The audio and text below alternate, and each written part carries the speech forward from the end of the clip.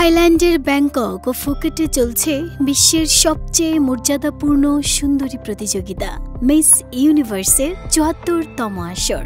রঙিন আলো, ঝলমলে মঞ্চ, বিশ্বসুন্দরীদের উপস্থিতি সব মিলিয়ে সাজানো হয়েছে এক অনবদ্য আয়োজন। আর সেই আয়োজনে এবার বিশেষভাবে আলোচনায় রয়েছেন মিস ইউনিভার্স বাংলাদেশ তানজিয়া জামান মিথিলা। এলএমই সার্টিফাইড বিশ্বসেরা কপারে তৈরি ওয়ালটন কেবলস, যা আপনার স্থাপনাকে রাখবে সব সময় নিরাপদ। বাংলাদেশের পতাকা হাতে মিথিলার আত্মবিশ্বাসী উপস্থিতি ইতোমধ্যেই আন্তর্জাতিক গণমাধ্যম ও সোশ্যাল প্ল্যাটফর্মে প্রশংসা কুড়িয়েছে। প্রতিযোগিতার বিভিন্ন round, national costume, interview, swimsuit এবং ইভিনিং গাউন সব ক্ষেত্রেই দারুণ প্রশংসা পাচ্ছেন তিনি।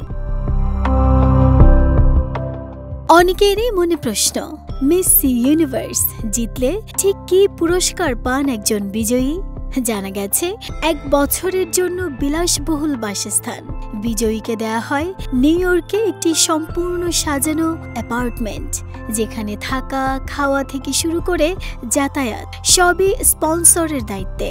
বিশ্বব্যাপী ভ্রমণের সুযোগ, সব ভ্রমণ বিজনেস ক্লাসে, সম্পূর্ণ স্পন্সরের খরচে।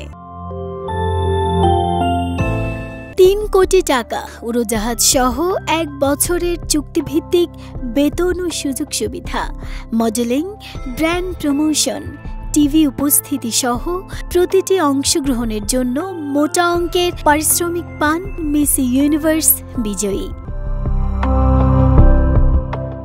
শুধু ব্যক্তিগত সাফল্যই নয়, মিস ইউনিভার্স হওয়ার সঙ্গে জড়িয়ে থাকে আন্তর্জাতিক পরিসরে প্রভাব বিস্তারের সুযোগ। এবার সেই আসরের অন্যতম আলোচিত মুখ মাগুরার মেয়ে তানজিয়া জামান মিথিলা। তিনি বাংলাদেশের হয়ে এবারের মিস ইউনিভার্সের আসরের প্রতিযোগিতা করছেন।